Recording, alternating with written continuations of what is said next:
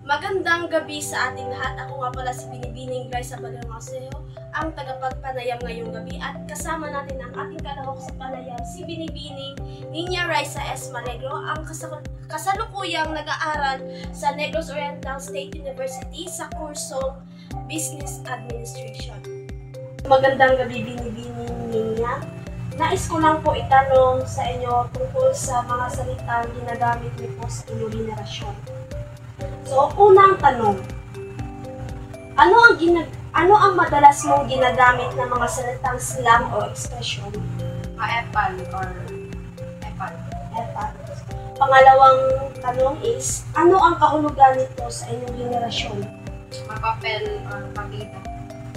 Okay. So, bakit mo ginagamit ang mga salitang ilan? Gigamit na ko ni pang-describe or pang-ingo sa mga taong kalagutan ako. For example, sa school, ganun ko nga medyo pagila siya. So, ako ganito din. Epal kay katay. Okay. So, pang-apat na tanong, ano ang naiiba sa paraan ng komunikasyon sa ngayong henerasyon kumpara sa mga matatanda? As what I have observed, ang mga katigulangan mo magsauna is more on traditional and formal, while ang mga kabataan karon kay liberated na and more vulgar in terms of speaking. Pang-limang tanong ay, sa iyong palagay, nakakatulong o nakakasama ba ang ganitong wika sa pakikipag-ugnayan?